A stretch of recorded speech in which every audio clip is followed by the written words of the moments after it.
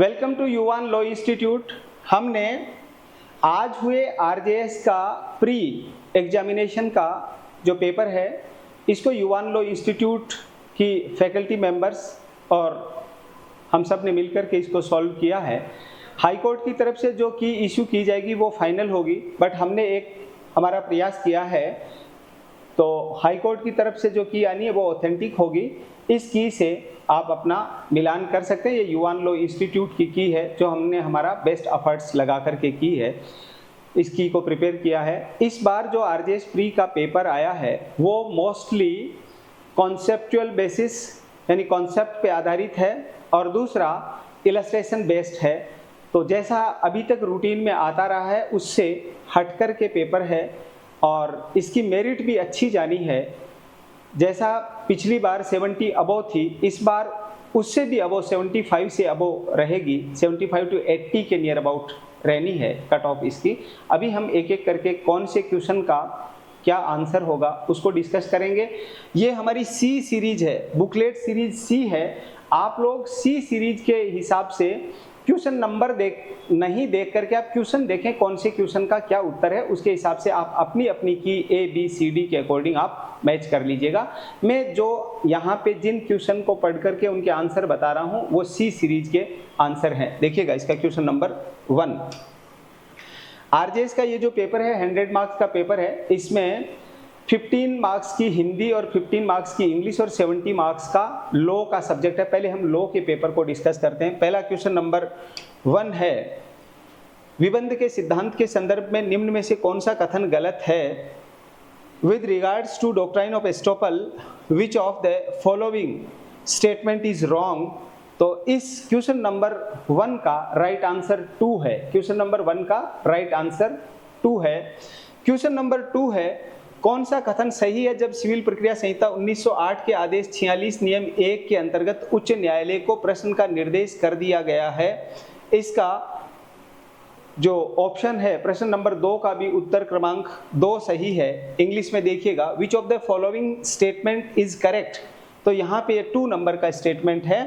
After making the reference the court who made the reference can, ये वाला इसका number 2 इसका राइट ऑप्शन है। क्वेश्चन नंबर 3 है, निम्नलिखित में से कौन सा मामला भारत के संविधान के अनुच्छेद 217 के अंतर्गत उच्च न्यायालयों के न्यायाधीश की नियुक्ति के मामले में न्यायिक पुनर्विलोकन परिधि से संबंधित है? इनमें से केस पूछा हुआ है। तो इसका क्वेश्चन नंबर 3 का जो राइट आंसर है वो ये इसके निशान लगे हुए उस पे नहीं जाकर के ये देखना है। क्वेश्चन नंबर इसका राइट आंसर 2 है, अन्ना मैथ्यूज वर्सेस भारत का उच्चतम न्यायालय, ये इसका राइट आंसर है क्वेश्चन नंबर 3 का। और क्वेश्चन नंबर 4 है, परिसीमा संविधि किस मौलिक कानूनी सिद्धांत पर आधारित है?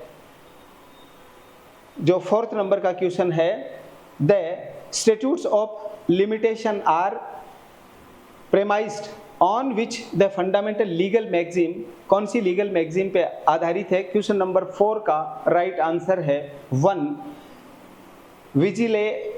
विजिलेंटिबस नॉन डोरमेंटिबस जूरा सबवेंटिएंट, ये वाला इसकी लैटिन मैगजीम है। 4 का जो ये है इसका 1 राइट आंसर है। क्वेश्चन नंबर 5 है, संपत्ति अंतरण अधिनियम के प्रावधान के अंतर्गत निम्नलिखित में कौन सा सही नहीं है? ये ध्यान रखना। तो क्वेश्चन नंबर 5 है, इसका राइट आंसर है 1। क्वेश्चन नंबर 5 का राइट आंसर 1 है, संपत्ति में ऐसा हित जो उपभोग में स्वयं स्वामी तक ही निर्बंधित है उसके द्वारा अंतरित किया जा सकता है। विच of the following is not correct under the provisions of the transfer of property?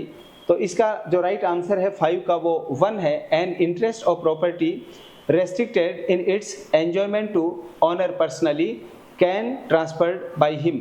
Question number 6 जो दे रखा है, 6 का जो क्वेश्चन नंबर 6 है, भारत के संविधान की किस सूची में सिविल प्रक्रिया संहिता सम्मिलित है? तो हमारे कॉन्स्टिट्यूशन का जो 7th शेड्यूल में जो 3 लिस्ट दे रखी हैं उसमें लॉ हमारे जितने भी हैं वो सारे के सारे, चाहे IPC, CrPC, evidence, TP, limitation, contract, सब के सब कॉन्करेंट लिस्ट के हैं। तो ये इसका राइट आंसर है 6 का राइट आंसर है संवर्ती सूची। इसमें निशान लगे हुए उन पे नहीं जाएं। ये हमारे पास में सी सीरीज का एक बुकलेट है, जो राइट आंसर है वो हम आपको बता रहे हैं, वही आंसर है। क्वेश्चन नंबर 6 जो सी सीरीज में है, क्वेश्चन देखें आप और इसका उत्तर क्या है जो यहाँ से बताया जा रहा है उसको आप ध्यान से सुने और अपने प्रश्न पत्र को चेक करें उसके हिसाब से। Civil procedure code is included in which of the list of constitution of India. तो क्वेश्चन नंबर 6 का जो राइट आंसर है वो है कॉन्करेंट लिस्ट, समवर्ती सूची। क्वेश्चन नंबर 7 है राजस्थान किराया नियंत्रण अधिनियम 2001 के धारा 20(3) के अंतर्गत मध्यवर्ती लाभ इंगित करता है। ये जो प्रश्न नंबर 7 है इसका राइट आंसर है भूस्वामी को। यहाँ पे इनका भी सही है जो हमने जिनका पेपर लेकर के और ये की तैयार की है। तो 7 का राइट आंसर 2 है, भूस्वामी के परिसर के उपयोग से वंचित करने की क्षतिपूर्ति। अंडर सेक्शन क्वेश्चन नंबर 7 देखें, under section 20 subsection 3 of Rajasthan rent control act 2001 mesne profit denotes. तो ये इस क्वेश्चन नंबर 7 का राइट आंसर है वो 2 है, compensation depriving landlord from the use of the premises. Question number 8 है सिविल प्रक्रिया संहिता 1908 की धारा 80 के अंतर्गत दिए जाने वाली लिखित सूचना के संबंध में कौन सा कथन सही नहीं है। क्वेश्चन नंबर 8 का राइट आंसर 3 है, केंद्रीय सरकार या राज्य सरकार के अलावा यदि अन्य प्रतिवादी गण हैं तो सभी प्रतिवादी गणों के नाम, वर्णन और निवास स्थान का कथन आवश्यक है। क्वेश्चन नंबर 8 देखिएगा इंग्लिश में, विच of the following statement is not correct regarding the notice of writing under the section 80 of CPC. तो जो क्वेश्चन नंबर 8 है ये राइट आंसर है इसका 3, if the defendant are other than central government or state government, and then it is necessary to state the name, description and place of residence of all the defendants. Question number 9 है, question number 9 civil प्रक्रिया संहिता की धारा 46 के अंतर्गत भेजे गए आज्ञा पत्र के अधीन कुर्की किस मास में अधिक चालू नहीं रहेगी, ऐसा इसमें पूछा है। इंग्लिश में देखिएगा, no attachment under A प्रिसिप्ट sent under section 46 of CPC shall continue for more than months। तो इसका जो क्वेश्चन नंबर 9 है इसका राइट आंसर है 2 months। जो क्वेश्चन नंबर 10 है, कै डिक्रीदार है और ख निर्णित ऋणी है। ख द्वारा कै से धन उधार लिया गया था, तत्समय हुए करार में यह शर्त उल्लिखित थी कि ख के जीवन पर बीमा पॉलिसी के अधीन संदेह सभी धन भी उक्त उधार के लिए गए धन को चुकाने और कुर्की हेतु दायी होंगे। क्वेश्चन नंबर 10 का राइट आंसर 2 है, ऐसा करार विधिपूर्ण है। A is a decree holder and B is judgment debtor. B took loan from A at that time it was the conditions mentioned in the agreement that all money is payable under the policy of life insurance of B will also be liable to pay the amount of loan and for attachment। तो इस question number 10 का जो right answer है वो 2 है, such agreement is lawful। इसके बाद में जो क्वेश्चन नंबर 11 है, निम्न दृष्टांतों में से किस दृष्टांत में प्रतिभू अपने दायित्व से उन्मोचित हो जाता है। तो क्वेश्चन नंबर 11 है इसका राइट आंसर है 3, ख को 1 मार्च को रुपए 5000 देने की संविदा गय करता है और क उस ऋण के प्रतिसंदाय हेतु प्रतिभूति देता है। गय रुपए 5000 ख को 1 जनवरी को दे देता है। क्वेश्चन नंबर 11 है इंग्लिश में देखिएगा, in which illustrations of the following illustrations the surety discharged from his liability। जो क्वेश्चन नंबर 11 है इसका राइट आंसर है 3, C contract to lend B ₹500 on the 1st March। A agreement guarantees repayment। C pay ₹5,000 to B on 1st January। Question number 12 है, निम्नलिखित में से किस मामले में माननीय उच्चतम न्यायालय के द्वारा यह अभिनिर्णित किया गया है कि ऐसा कोई विवाह का अयोग्य अधिकार नहीं है और समान लिंग युगल एक मूलभूत अधिकार के रूप में इसकी मांग नहीं कर सकते। ये अभी जो रिसेंटली जजमेंट आया सेम सेक्स मैरिज वाला, उस पे दे रखा सुप्रिया उर्फ Supriya Chakraborty versus union of India. तो क्वेश्चन नंबर 12 है, in which of following case honourable supreme court held that there is no unqualified right to marriage and that same sex couple cannot claim this as fundamental right, Supriya alias Supriya Chakravarti versus Union of India। Question number 13 है, question number 13, संपत्ति अंतरण अधिनियम के अंतर्गत स्थावर संपत्ति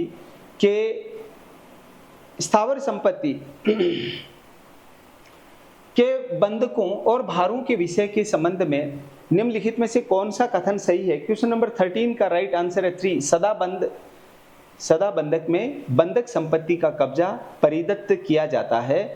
English में देखिएगा, which of the following statement is not correct with regards to mortgage of immovable property and charge under the transfer of property act 1882।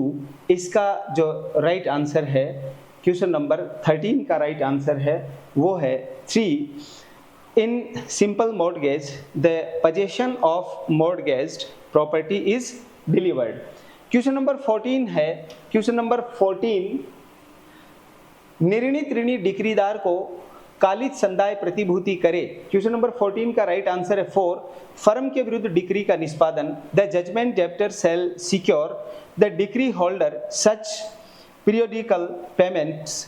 इसका जो 14 है इसका राइट आंसर 4 है, execution of decree against firm. 15 number का question है इस सी series का, कानूनी कहावत यूट्रस मैजिस वेलेटक्वम पेरिएट ये कहलाती है, यानी जो 15 नंबर का क्वेश्चन है इसका राइट आंसर है उचित निर्माण का नियम। The Latin maxim ut res magis valeat quam pereat is also known as, जो 15 नंबर का क्वेश्चन है ये रूल ऑफ रीजनेबल कंस्ट्रक्शन, ये इसका मीनिंग है इस लैटिन मैक्सिम का। 16 नंबर के क्वेश्चन है कि निम्नलिखित में से किस निर्णय में माननीय उच्चतम न्यायालय के द्वारा ये घोषित किया गया कि निजता का अधिकार एक मूल अधिकार है।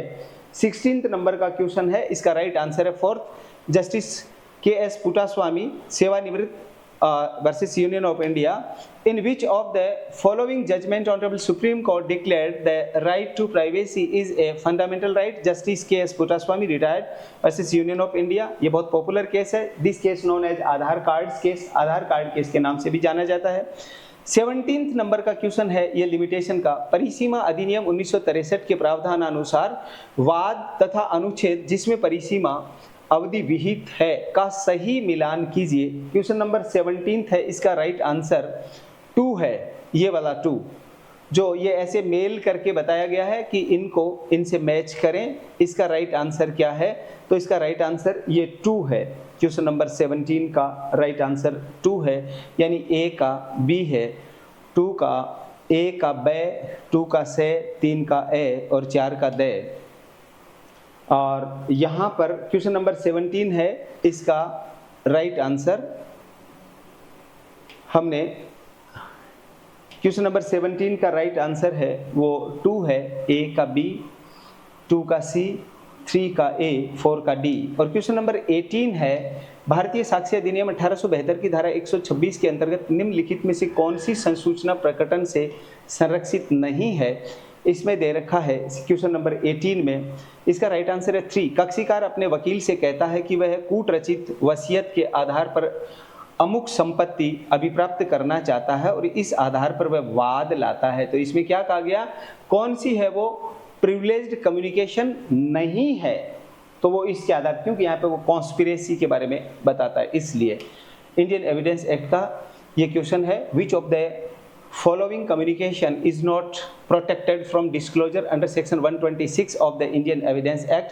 क्वेश्चन नंबर 18 का राइट आंसर है 3, the client says to his advocate that he wishes to obtain possession of the property on the basis of forged will on which he requests to sue। Question number 19 है, निम्नलिखित में से किस मामले में भारतीय साक्ष्य अधिनियम की धारा 90 की उपधारा के 90 की उपधारणा के संबंध में माननीय उच्चतम न्यायालय के द्वारा यह मंतव्य दिया गया कि 30 साल से अधिक पुराने दस्तावेज की प्रामाणिकता एवं नियमितता वसीयत के मामले में लागू नहीं है। क्वेश्चन नंबर 19 का राइट आंसर है 4, रानी पूर्णिमा देवी वर्सेस कुमार खगेंद्र नारायण देव।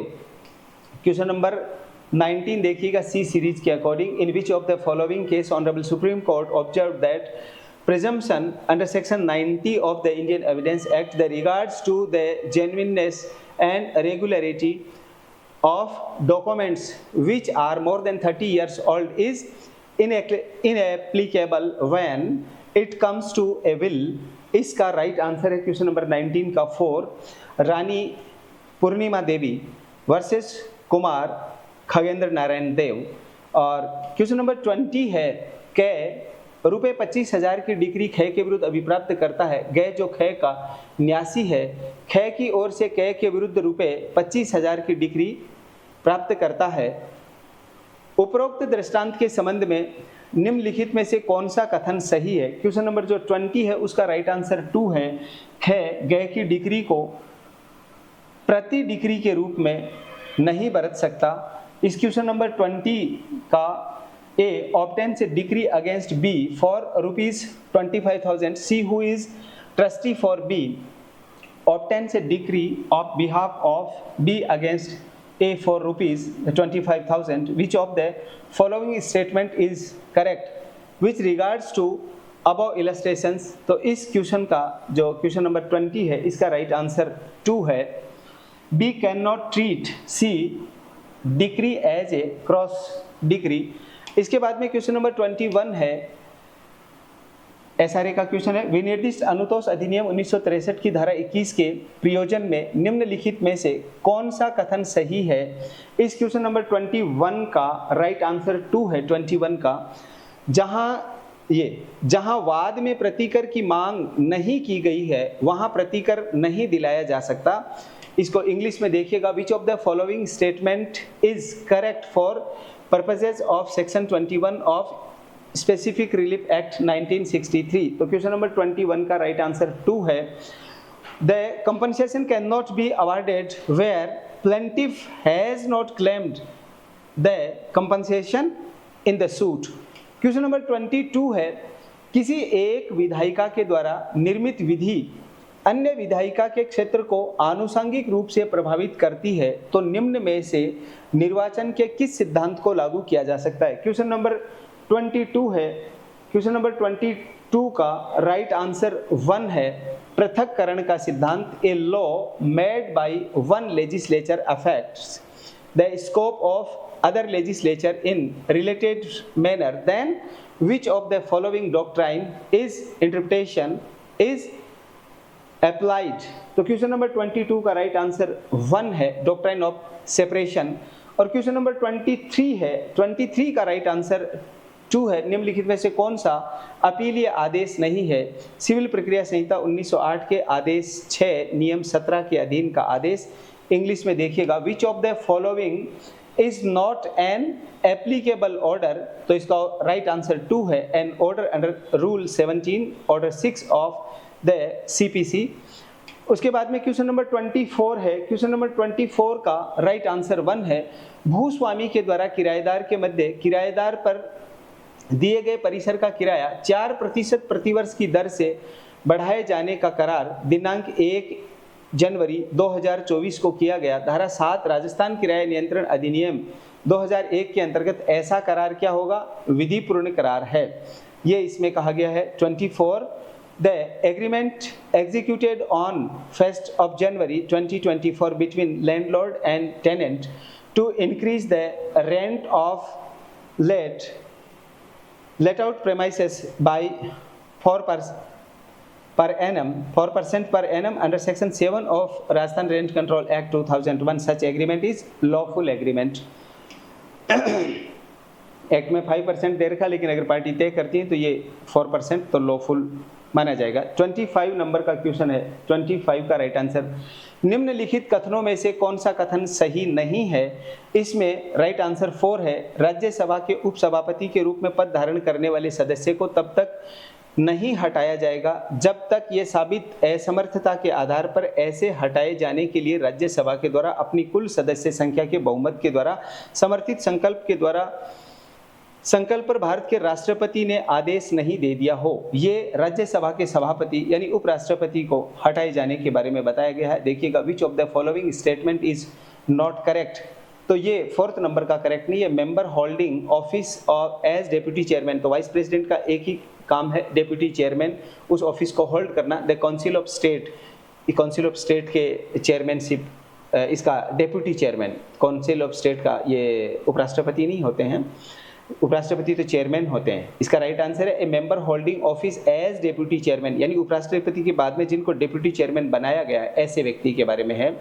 जैसे पहले हरिवंश नारायण सिंह हुआ करते थे, अभी देखना है राज्यसभा में किनको बनाते हैं deputy chairman. Of council of state shall not be removed from his office except by an order of President of India passed after an address by Council of State supported by majority of the total member on the regards of provide incapacity, यानी incapacity prove हो जाता है।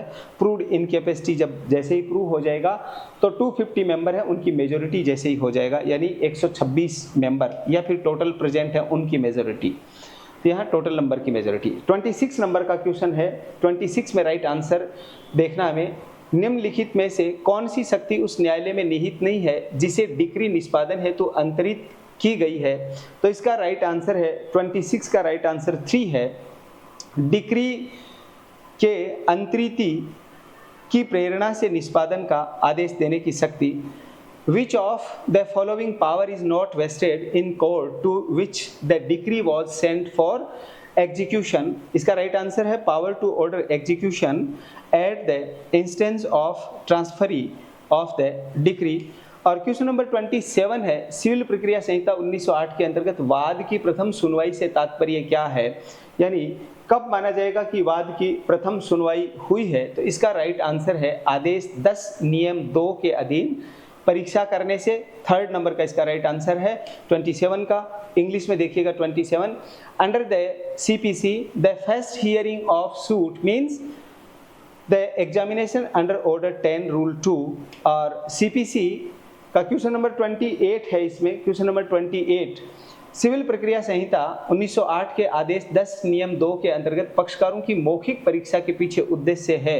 तो इसका right answer 1 है। विवादग्रस्त बातों के विशदीकरण हेतु 28 नंबर देखिएगा इंग्लिश में, the object behind the oral examination of parties under order 10 rule 2 of the CPC। इसका राइट आंसर 1 है। The excluding matters in controversy. और क्वेश्चन नंबर 29 है, निम्नलिखित में से कौन सी संपत्ति अंतरण अधिनियम की धारा 116 का एक दृष्टांत है। यानी इस बार का पेपर है वो इलस्ट्रेशन और कॉन्सेप्चुअल बेसिस है, तो ये फिर अगेन इसका इलस्ट्रेशन पूछ लिया 116 TP का। तो क्वेश्चन नंबर 29 है, इसका राइट आंसर है 3। खे को कै एक फर्म गय के जीवन पर्यंत के लिए पट्टे पर देता है और गय की मृत्यु हो जाती है, परंतु कै की अनुमति से खे कब्जा बनाए रखता है। इंग्लिश में देखिएगा, which of the following is an illustration of section 116 of TP। तो राइट आंसर 3 है। A lets a farm to B for the life of C dies but B continue in possession with A's assent. और question number 29 के बाद में question number 30 है, जब विशिष्ट शब्दों के अनुगमन सामान्य शब्दों के द्वारा किया जाता है तो उन सामान्य शब्दों का अर्थ भी उन विशिष्ट शब्दों के संदर्भ में किया जाना चाहिए एवं सामान्य शब्दों को भी उतनी ही सीमित माना जाना चाहिए जितना विशिष्ट शब्द हैं। क्वेश्चन नंबर 30 है। 30 क्वेश्चन नंबर का राइट आंसर है 1 है। सामंजस्यपूर्ण व्याख्या का नियम देखिएगा, when specific words of the following by general words, the meaning of those general words should be taken in the context of those specific words and the general words should be considered as limited as the specified words। इसका right है the above rule is rule of harmonious interpretation. ये interpretation का question है और question number 30 है, उसका right answer 1 हो गया। और क्वेश्चन नंबर 31 है, क्वेश्चन नंबर 31 सीपीसी का है। आदेश 21 नियम 43 व नियम 68 के प्रावधानानुसार कौन सा कथन सही नहीं है, इस बात को ध्यान में रखना है। तो यहाँ पे इसका जो राइट आंसर है 4 है, राइट आंसर ये वाला। स्थावर संपत्ति का विक्रय तब तक न होगा जब तक कि उस तारीख से जिसको उद्घोषणा की प्रति विक्रय का आदेश देने वाले न्यायाधीश के न्यास सदन में लगाई गई है गणना करके कम से कम 1 माह का अवसान न हो जाए। इंग्लिश में देखिएगा, which of the statement is not correct according to the provisions of rule 43 and rule 68 of order 21 of CPC। इसका राइट आंसर ये 4 है। The sale of immovable property shall not take place until after the expiration of at least 1 month calculated from the date on which the copy of proclamation has been affixed on the court house of the judge ordinary the same। Question number 32 है, इसका कै अतिचार बाबत प्रतिकर के लिए खे पर वाद लाता है और खे के पास में कै का रुपया 50,000 का बंद पत्र है। सिविल प्रक्रिया संहिता के आदेश 8 नियम 6 के अंतर्गत वाद में कै को अभिनिर्णित की जाने वाली राशि जिसमें उक्त रकम 50,000 रुपये मुजरा करने की मांग है। क्वेश्चन नंबर 32 है, इसका राइट आंसर 4 है। नहीं कर सकता क्योंकि दोनों राशियां निश्चित नहीं है। देखिएगा, A sues B for compensation on contract of trespass. B holds a promissory note for rupees 50,000 from A under order 8 rule 6 of CPC to set off that amount of rupees 50,000 from any sum to recovered from A in that suit B। तो इसका right answer है can not claim because the both sums are not definite. इसके बाद में है भारतीय संविधान का अनुच्छेद 39A संबंधित है। आर्टिकल 39A इस जो क्वेश्चन नंबर 33 है, इसका राइट आंसर 2 है। समान न्याय और राइट आंसर 2 समान न्याय और निःशुल्क विधिक सहायता, ये फ्री लीगल एड का 39A जो 42nd अमेंडमेंट के द्वारा 1976 में जोड़ा गया था। ये सेकंड इसका राइट आंसर है। इंग्लिश में भी देखिएगा इसको। Article 39A of constitution of India deals with equal justice and free legal aid. ये ध्यान रखना, 39A जो 42nd अमेंडमेंट के द्वारा 1976 में ऐड किया गया। क्वेश्चन नंबर 34 है, सिविल प्रक्रिया संहिता 1908 के कौन से आदेश में डिक्री पद के अंतर्गत अंतिम आदेश भी आता है। क्वेश्चन नंबर 34 है, इसका राइट आंसर 2 है, आदेश 43। इंग्लिश में देखिएगा, when in which order of the code of civil procedure under the expression decree includes the final order, order 43। Question number 35 है, सही रूप में मिलान कीजिए।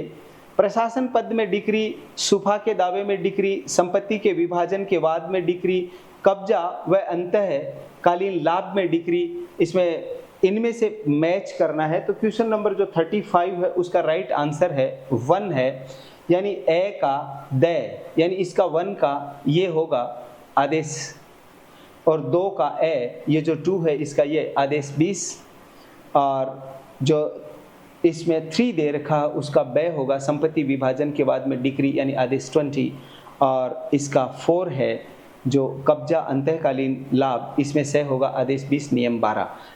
इंग्लिश में देखिएगा इसको। क्वेश्चन नंबर 35 है, मैच करेक्टली मैच करना है। तो यहाँ पे करेक्टली मैच जो इसका क्वेश्चन नंबर 35 है इसको करेक्टली मैच करेंगे। तो करेक्टली मैच में यहाँ पे क्या आ जाएगा, 35 के करेक्टली मैच में 1 है ए में डी, यानी ये ए में डी ऑर्डर 20 रूल 13 और 2 में ए, तो इस 2 में ए ऑर्डर 20 रूल 14 और 3 में बी यानी ऑर्डर 20 रूल 18 और 4 में सी यानी इस 4 में ऑर्डर 20 रूल 12। ये इसका करेक्टली मैच में आ जाएगा।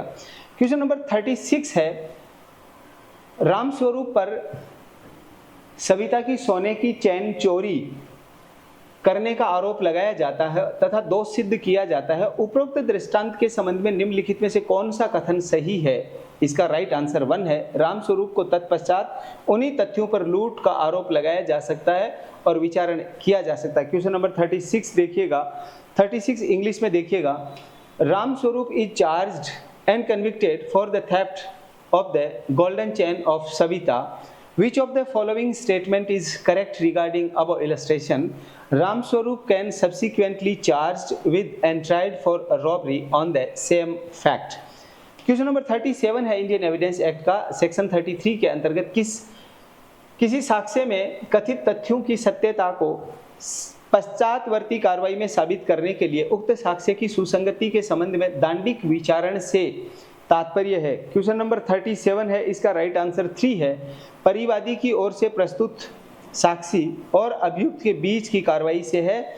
इसका 37 देखिएगा। Under section 33 of Indian evidence act a criminal trial regarding relevancy of certain evidence for proving in subsequent proceeding truth of fact therein stated shall be deemed to be. तो इसका right answer 3 है। The proceeding between the witness proceed for the complaint and the accused. Question number 38 है, निम्नलिखित में से किस मामले में माननीय उच्चतम न्यायालय ने अभिनिर्धारित किया? इस बार केसेस भी बहुत पूछे हैं। कॉन्सेप्चुअल बेसिस है, इलस्ट्रेशन बेस्ड है और केस लॉ बेस्ड पेपर है। सीधा सीधा सेक्शन बेस्ड नहीं है जैसा पूछते हैं, तो इस बार थोड़ा सा एक हट के पैटर्न चेंज किया, तो हमें उसके हिसाब से देखना। क्वेश्चन नंबर 38 देखिए। निम्नलिखित में से किस मामले में उच्चतम न्यायालय ने अभिनिर्धारित किया कि मात्र विवाह के 7 वर्ष के भीतर वैवाहिक निवास में मृतका की अप्राकृतिक मृत्यु अभियुक्त को धारा 304 ख और 498 क के अपराधों के लिए दोष सिद्ध करने के लिए पर्याप्त नहीं है यदि मृत्यु से ठीक पहले क्रूरता तथा तंग करना साबित नहीं पाया जाता। तो क्वेश्चन नंबर 38 का राइट आंसर 4 है, Poonam Sharma versus union of India. In which of the following case Honorable Supreme Court has held that mere death of the deceased being unnatural in matrimonial home within 7 years of marriage will not be sufficient to convict the accused under section 304B and 498A of IPC. Cruelty or harassment has not been proved to be shown before the death. इसका right answer है Poonam Sharma versus union of India.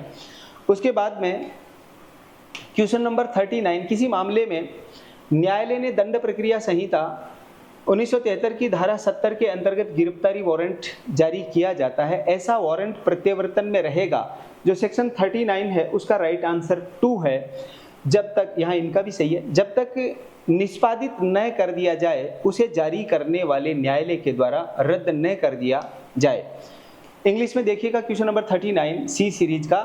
Court issue a non bailable warrant under section 70 of CRPC 1973 in a matter such warrant shall remain in force. तो इसका right answer है till it cancelled by the court which issued और it is executed.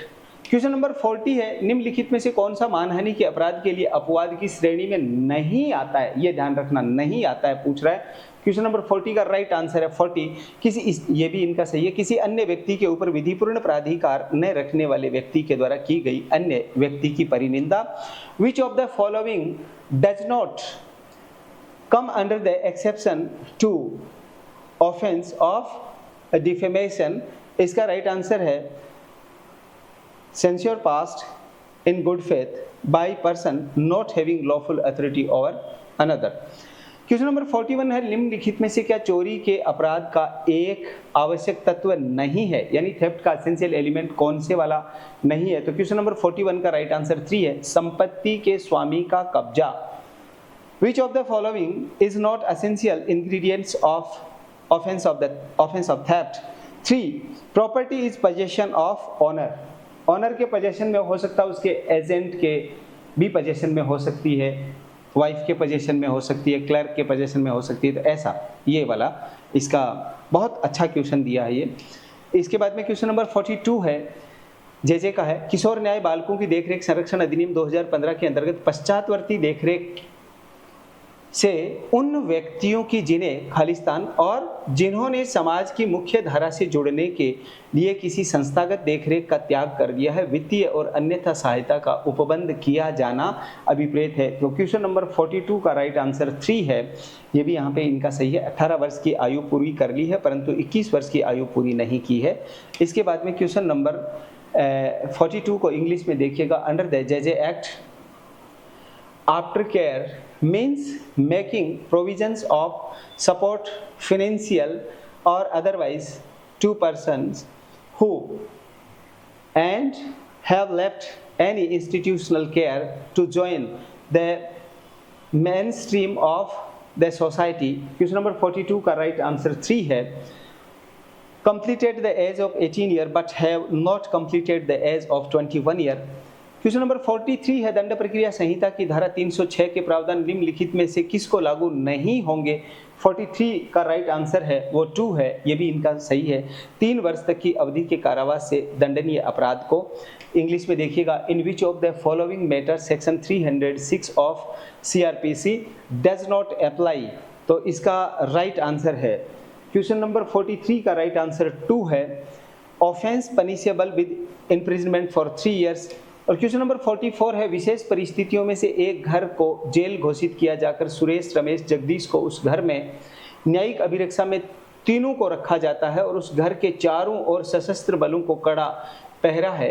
Jagdish की हत्या हो जाती है जिसके लिए सुरेश और रमेश को अभियोजित किया जाता है। हत्या की कोई सीधी साक्ष्य नहीं मिलती है। अभियोजन पक्ष का यह साबित करना चाहता है कि सशस्त्र बलों का पहरा होने के कारण किसी का भी उस घर में जाना संभव नहीं था और जगदीश की हत्या सुरेश और रमेश के अतिरिक्त किसी अन्य के द्वारा किया जाना संभव नहीं था। यह तथ्य। तो क्वेश्चन नंबर 44 है उसका राइट आंसर 1 है, सुसंगत है। क्वेश्चन नंबर 44 देखिएगा। Suresh, Ramesh and Jagdish are kept in judicial custody in house declared a jail. तो जेल किसी भी प्रेमाइस को डिक्लेयर किया जाता, तो यहाँ घर को डिक्लेयर किया गया। Under special circumstances there are streams guard of armed forces around the house. Jagdish is murdered, for which Suresh and Ramesh are prosecuted. Direct evidence of murder is not found. Prosecution want to prove that entry of any body was not possible to do the guard of armed forces and commission of murder of Jagdish was not possible by anybody else there then Suresh and Ramesh। this fact। तो question का answer है relevant. Question number 44 का right answer 1 है। Question number 45 CRPC को प्रावधानों के अंतर्गत निम्नलिखित में से किस मामले में संक्षिप्त विचारण नहीं किया जा सकता है। क्वेश्चन नंबर 45 का राइट आंसर 3 है। CRPC 414 के अधीन अपराध जहां ऐसी संपत्ति छिपाई गई है का मूल्य 5,000 रुपये है। इंग्लिश में देखिएगा। Which of the following case can not be tried summarily under the provisions of CRPC। तो राइट आंसर 3 है। Offence punishable under section 414 of IPC where the value of property concealed of ₹5,000। J का है 46 number का question. किशोर न्याय और संरक्षण अधिनियम 2015 के अंतर्गत भावी दत्तक माता पिता की पात्रता के संबंध में निम्नलिखित में से कौन सा कथन गलत है। तो इस क्वेश्चन नंबर 46 का राइट आंसर है 3।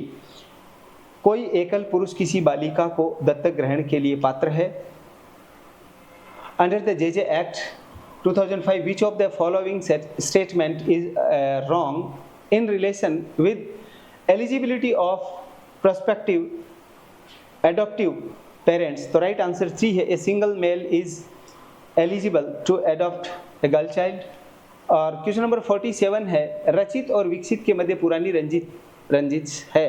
किस रचित और विकास के मध्य एक पुरानी रंजिश है। विकास एक स्वचालित पिस्तौल लेकर के रचित के घर उसे हत्याकारी करने को जाता है और जाते ही उसके सिर पर पिस्तौल लगाकर कहता है कि तुमने मुझे बहुत परेशान किया है, आज तेरा जीवन समाप्त हो जाएगा। रचित अचानक विकास के हाथ से पिस्तौल छीन लेता है और जिस पर विकास तुरंत ही वहाँ से भागने लगता है। रचित भागते हुए विकास के ऊपर पिस्तौल से ताबड़तोड़ फायर करता है जिससे मौके पर ही उसकी मृत्यु हो जाती है। रचित ने क्या अपराध किया, ये इसमें पूछा गया क्वेश्चन नंबर 47 में। तो क्वेश्चन नंबर 47 का जो राइट आंसर है वो 2 है। रचित ने हत्या की श्रेणी में आने वाले आपराधिक मानववध का अपराध किया। इंग्लिश में देखिएगा, there is an old rivalry between Rachit and Vikas. Vikas goes to Rachit's house with an automatic pistol to kill him. On reaching there, he puts the pistol on his head and says, "You have had troubled me a lot. Today your life was end." Rachit suddenly snatched the pistol from Vikas' hand, upon which Vikas immediately starts running away from there.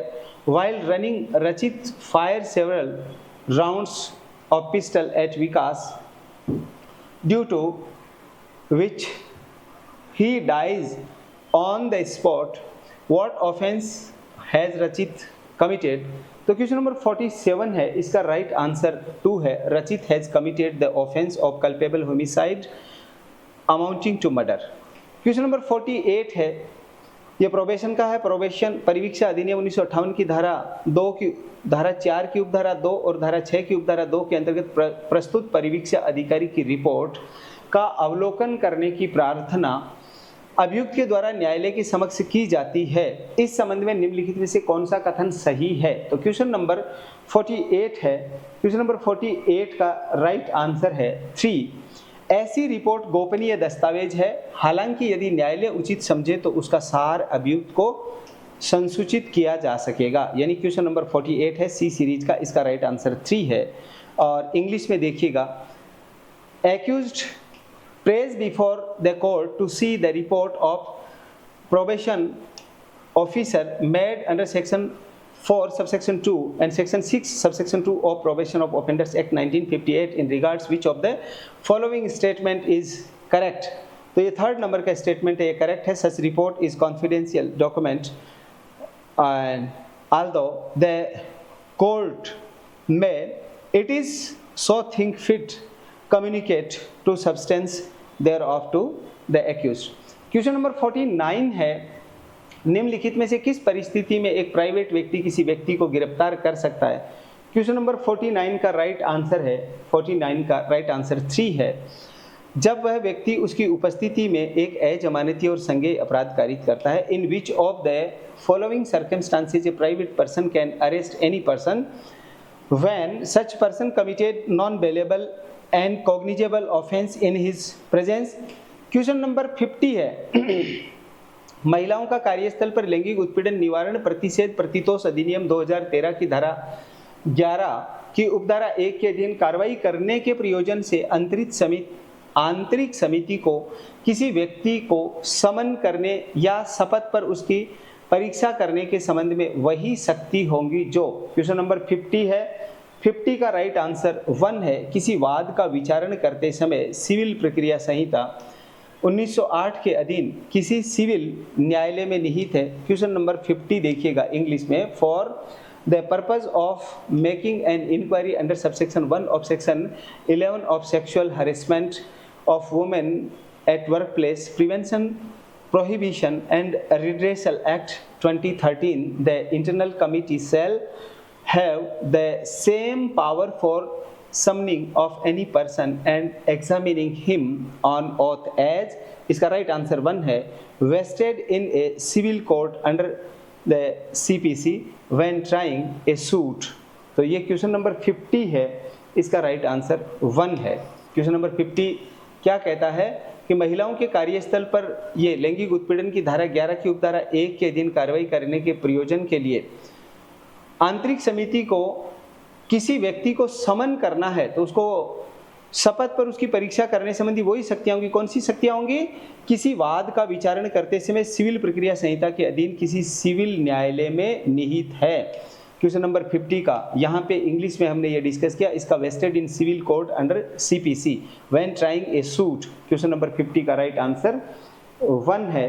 और question number 51 का right question number 51 है, विनय चोरी करने के आशय से दिनेश की जेब में हाथ डालता है परंतु पता चलता है कि दिनेश की जेब खाली है, विनय ने क्या अपराध किया है?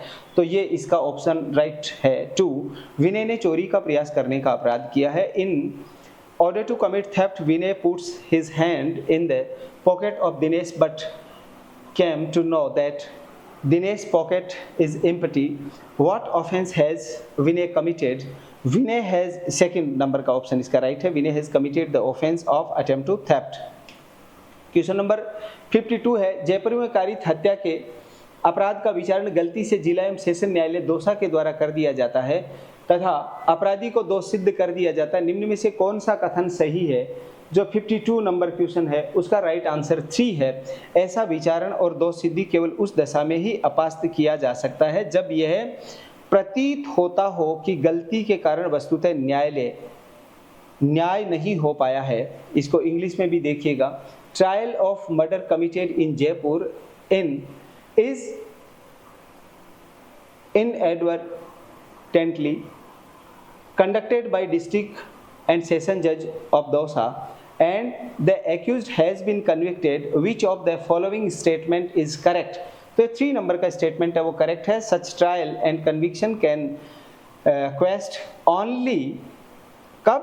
Only in the conviction when appears that such error has in fact occasioned a failure of justice। अगर ये failure of justice नहीं है तो इसको क्वेश्चन नहीं किया जाएगा। क्वेश्चन नंबर 53 है, लैंगिक अपराधों से बालकों का संरक्षण अधिनियम के अंतर्गत यथास्थिति मजिस्ट्रेट या पुलिस अधिकारी बालक का कथन किसकी उपस्थिति में बालक के द्वारा बोले गए अनुसार लिखेगा? तो जो क्वेश्चन नंबर 53 है उसका राइट आंसर 4 है, बालक के माता पिता या ऐसा अन्य व्यक्ति जिसमें बालक को भरोसा या विश्वास हो। अंडर द यानी पॉक्सो एक्ट, मजिस्ट्रेट और police officer as the case may be shall record statement as spoken by child in the presence of. ये क्वेश्चन दूसरे रूप में पिछली बार भी जुडिशरी के प्री में पिछली बार भी पूछा गया, ये पिछली बार पूछा गया था क्योंकि पिछली बार ये पॉक्सो ऐड हुआ था। तो इसका 4th नंबर है, प्रेजेंट पेरेंट्स ऑफ चाइल्ड, इनकी प्रेजेंस होनी चाहिए, any other person in home the child has trust and confidence. Question number 54 है, निम्नलिखित में से कौन सा दंड प्रक्रिया संहिता की धारा 125 के अंतर्गत भरण पोषण प्राप्त करने का अधिकारी नहीं है? क्वेश्चन नंबर 54 का राइट आंसर 4 है। वयस्क विवाहिता पुत्री जिसने वयस्कता प्राप्त कर ली है और किसी शारीरिक या मानसिक असामान्यता या क्षति के कारण अपना भरण पोषण करने में असमर्थ है। क्वेश्चन नंबर 54 को इंग्लिश में देखिएगा, who among the following is not entitled to get maintenance under section 125 of CRPC? Right answer 4 है, married daughter who has attains the majority but and by reason any physical and mental abnormality the injury unable to maintain herself, जो अपने आप को maintain नहीं कर सकती, ऐसे अविवाहित पुत्री। तो इसका क्वेश्चन नंबर 54 का राइट आंसर 4 है। क्वेश्चन नंबर 55 है, 55 का राइट आंसर 55 देखिए, घरेलू हिंसा से महिलाओं का संरक्षण अधिनियम 2005 के अंतर्गत पारित संरक्षण आदेश को भंग करने का अपराध कौन सा अपराध होगा? तो 55 का राइट आंसर 3 है, संज्ञेय और अजमानतीय। Offense of breach of a protection order passed under the Protection of Women from Domestic Violence Act 2005, right answer है cognizable and non-bailable। Question number 56 है, निम्नलिखित में से कौन सा अन्वेषण करने हेतु सक्षम नहीं है? तो क्वेश्चन नंबर 56 का राइट आंसर 2 है, एक दंडनायक। Who among the following not competent to conduct investigation? A magistrate। और क्वेश्चन नंबर 57 है, रामलाल एक मोटरसाइकिल क्रय करता है और उसकी बीमा करवाता है, बाद में वह बीमा कंपनी से क्लेम प्राप्त करने के आशय से अपनी मोटरसाइकिल को संत्यक्त कर देता है। रामलाल ने कौन सा अपराध कारित किया? तो क्वेश्चन नंबर 57 का राइट आंसर 1 है, रिस्टी यानी mischief. Ramlal purchase a motorcycle and get it insured, thereafter he caused to some cost away with the intention of causing damage of insurance company, which offense Ramlal has committed? तो offense mischief। Question number 58 है, हरिओम को चोरी के अपराध के लिए 2 वर्ष के सादा कारावास और 500 रुपए के अर्थदंड से दंडित किया जाता है। जुर्माना नहीं देने पर 1 माह का अतिरिक्त भुगतान का आदेश दिया जाता है। 2 वर्ष सजा भुगतने के दौरान हरिओम किसी बीमारी से उसकी मृत्यु हो जाती है। हरिओम के तनहा स्वामित्व का केवल एक मकान है। ऐसे में जुर्माना राशि की वसूली के संबंध में निम्नलिखित में से कौन सा कथन सही होगा? क्वेश्चन नंबर 58 का राइट आंसर 2 है, जुर्माना राशि की वसूली उसके मकान से की जाएगी। ये जनरल रूल है, ये ध्यान रखना है, क्योंकि कभी भी व्यक्ति की डेथ से उसकी क्रिमिनल लाइबिलिटी तो उसके डेथ के साथ खत्म हो जाती है, बट सिविल लाइबिलिटी जब तक उसकी प्रॉपर्टी एग्जिस्ट करती है, लाइबिलिटी भी एग्जिस्ट करेगी। इंग्लिश में देखिएगा, Hariom is sentenced for an offence of theft for simple imprisonment of 2 years and fine of 500. In default of payment of fine, he is ordered to undergo further imprisonment for a period of 1 month. During imprisonment of 2 years, Hariom died due to some illness. Hariom is only having a house of his sole ownership.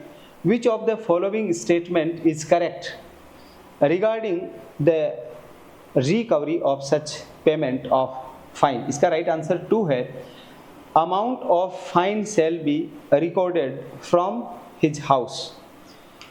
Question number 59 है, घरेलू हिंसा से महिला का संरक्षण अधिनियम 2005 के अंतर्गत कार्रवाइयों का बंद कमरे में किए जाने के संदर्भ में कौन सा विकल्प सही है?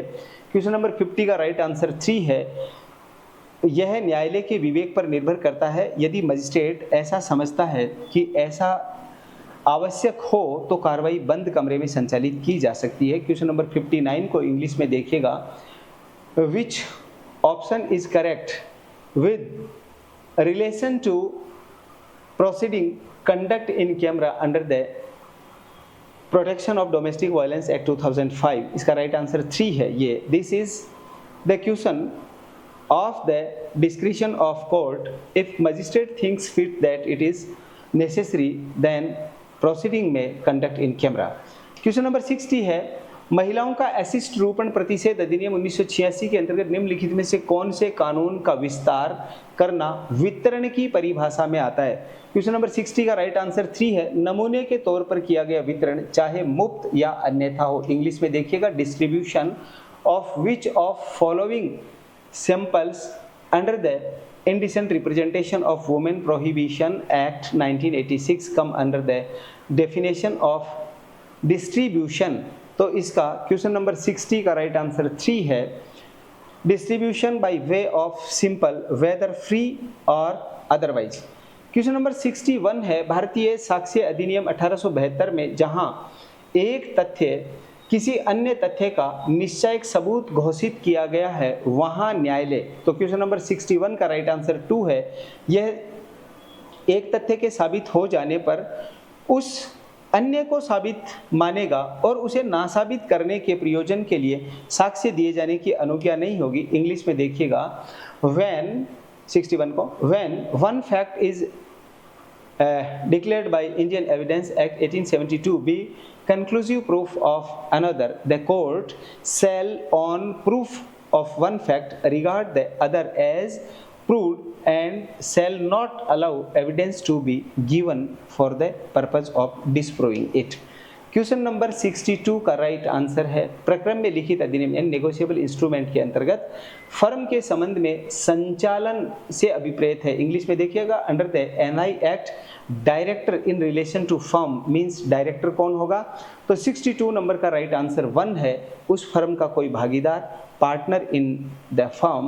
और क्वेश्चन नंबर 63 है, लैंगिक अपराधों से बालकों का संरक्षण अधिनियम 2012 के अंतर्गत विशेष न्यायालय के द्वारा अपराध का संज्ञान लिए जाने के अंडर द प्रोटेक्शन ऑफ यानी POCSO act special court from the taking of cognizance. तो 63 नंबर का क्वेश्चन है, उसका राइट आंसर 1 है। 30 दिन के भीतर बालक की साक्ष्य अभिलिखित की जाएगी और 1 वर्ष की अवधि के भीतर विचारण पूरा किया जाएगा। The evidence of child shall be recorded within 30 days and trial shall be completed within 1 year। Question number 64 है, किसी गांव के सरपंच मोहन पर ग्राम सभा के सचिव सविता के साथ में बलात्कार करने के अपराध का विचारण चल रहा था। सविता से प्रति परीक्षा में यह प्रश्न पूछा जाता है कि क्या अभियुक्त सरपंच बनने से पूर्व के सरपंच अमित के साथ उसके स्वेच्छा अवैध संबंध थे, ऐसा प्रश्न क्या होगा? तो 64 है इसका राइट आंसर। 4 दिया हुआ है, अनुज्ञेय नहीं है, यानी उसका पहले किससे है, ये उसका पर्सनल मैटर है, इसलिए ऐसी की परमिशन नहीं दी जाएगी। The sarpanch of village Mohan was being tried for rape with the secretary of village assembly Savita. Accusation is asked to Savita during cross examination that did she voluntarily have illicit relation with ex sarpanch Amit. Such accusation is not permissible because इसमें ये sexual offences है, इसमें previous और subsequent conduct ज़्यादा मायने नहीं रखता, पहले किसका किससे क्या आचरण है, इसलिए not permissible.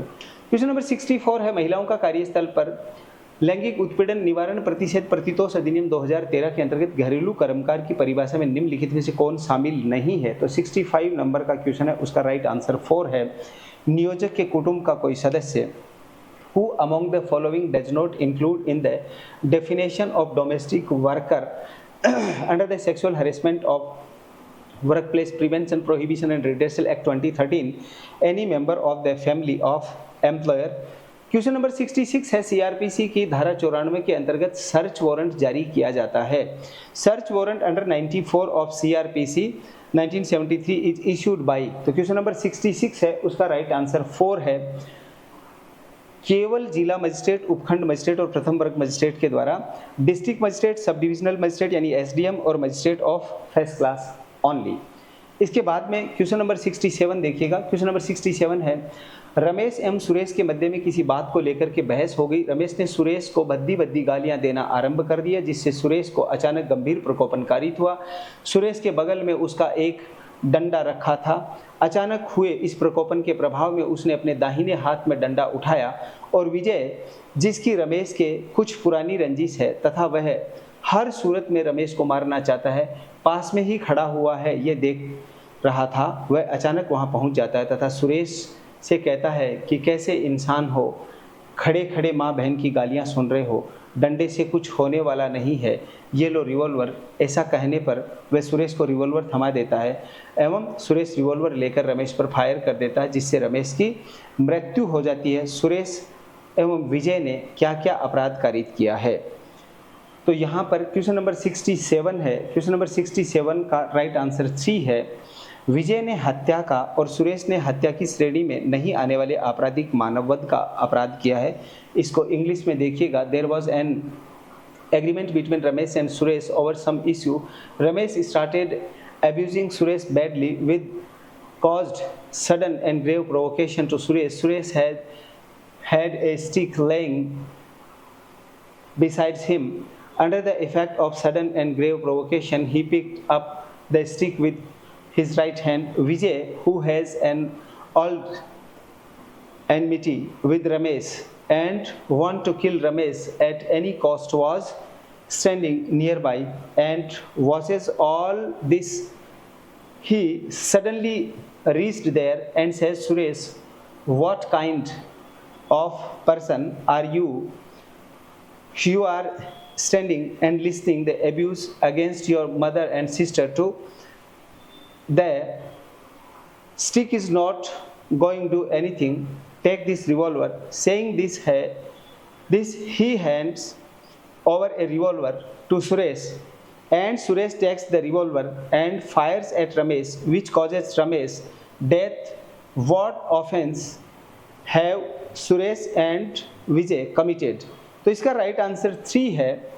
Vijay has committed the offense of murder. Suresh has committed the offense of culpable homicide not amounting to murder. Question number 68 है, निम्नलिखित में से कौन सा अपराध है जिसको कारित करना यदि किसी जमाव का उद्देश्य हो तो वह अपराध जमाव की श्रेणी में, विधिविरुद्ध जमाव की श्रेणी में नहीं आता है। तो क्वेश्चन नंबर 68 है, उसका राइट आंसर 4 है, छल कारित करना। Which of the following is such an offense is if commission thereof would be the object of assembly, then it does not come under the preview of unlawful assembly। तो इसका question number 68 का right answer 4 है, to commit cheating, और यहाँ पर question number 69 है, अनन्य रूप से सेशन न्यायालय के द्वारा विचारणीय किसी मामले को सेशन सुपुर्द करते समय अभिरक्षा में चल रहे अभियुक्त को दंडनायक कितनी अवधि तक के लिए अभिरक्षा में प्रतिप्रेषित कर सकता है। While committing any case exclusively triable by court of session, magistrate shall commit the accused for who much, यानी हाउ मच पीरियड, कितने समय के लिए वो उसको रख सकता है। तो क्वेश्चन नंबर 69 का राइट आंसर 3 है। ड्यूरिंग, हिंदी में देखिएगा विचारण के दौरान और समाप्त होने तक के लिए, और क्वेश्चन नंबर इंग्लिश में इसका राइट आंसर है 3, during and until the conclusive of trial.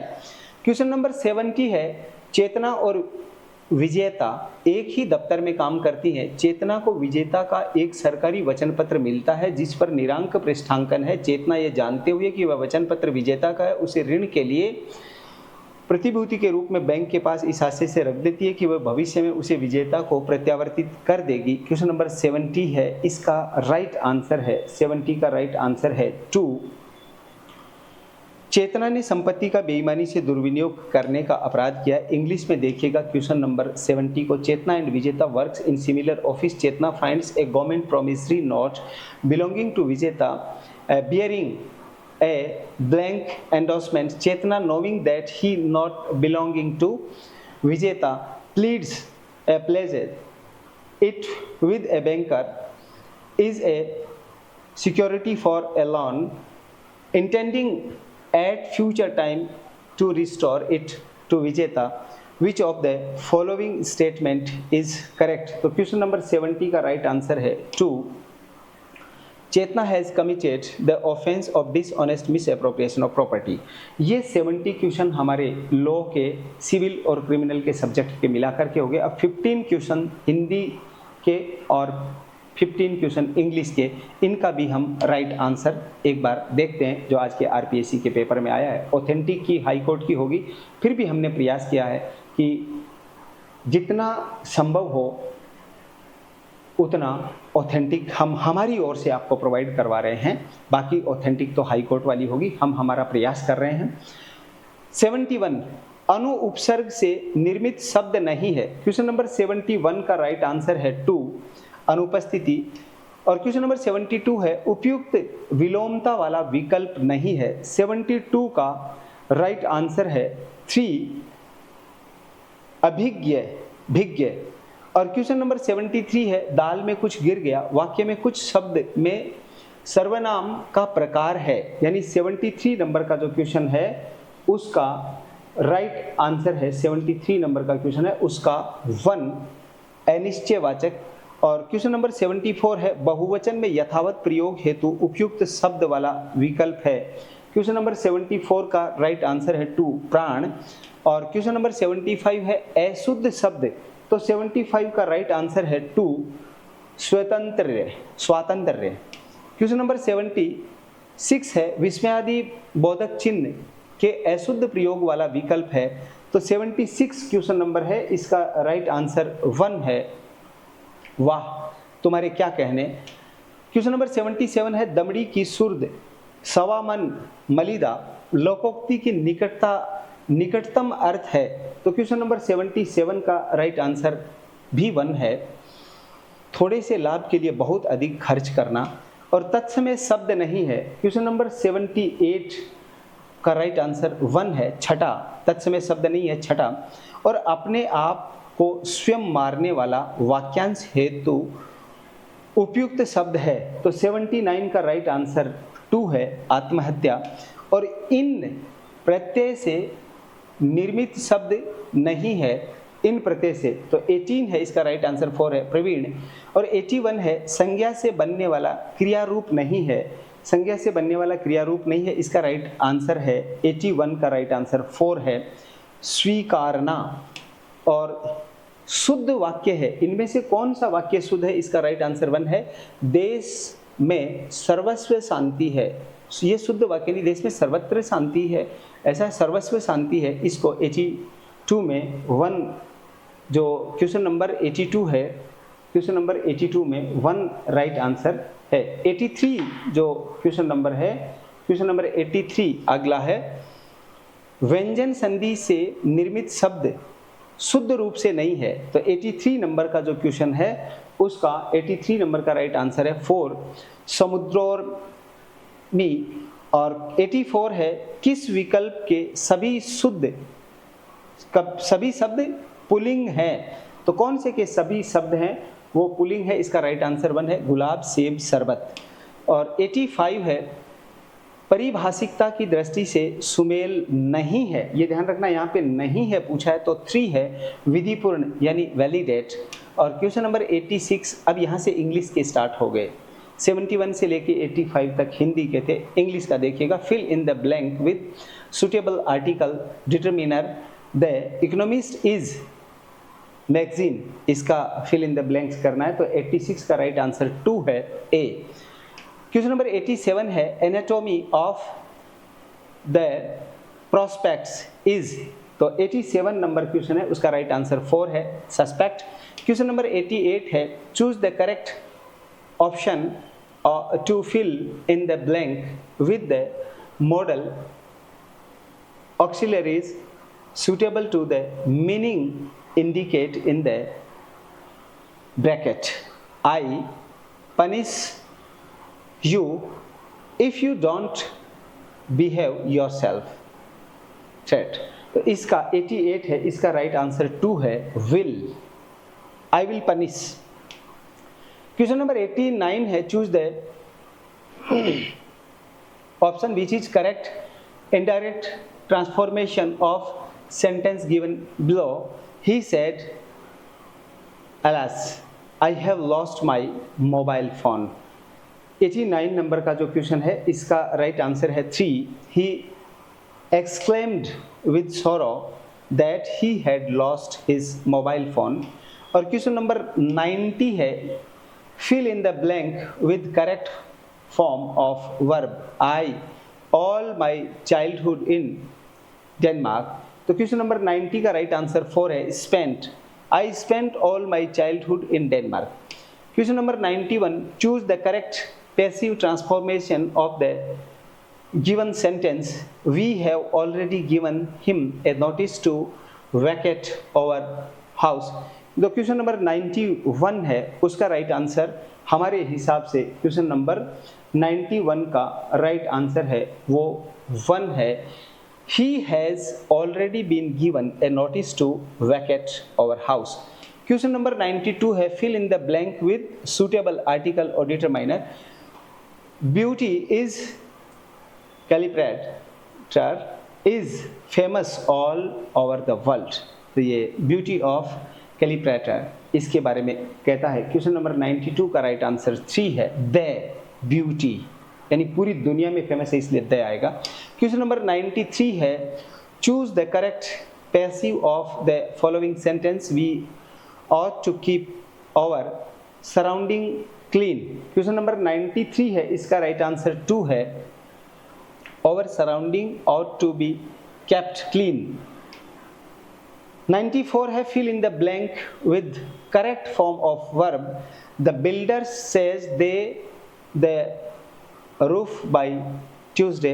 तो क्वेश्चन नंबर 94 का राइट आंसर 2 है, 94 का, the builder says they will have finished the roof by Tuesday. Question number 95, tell me where you live, in the given sentence noun clause is used as. Question number 95 का जो right answer है वो 2 है, object of transitive verb. Question number 96 है, complete the sentence with the correct phrasal verb और idioms from the option given below. He always his revival, जो 96 question number है उसका राइट आंसर है, 96 नंबर क्वेश्चन का राइट आंसर 1 है, 96 का 1, runs down, ही always runs down his revival.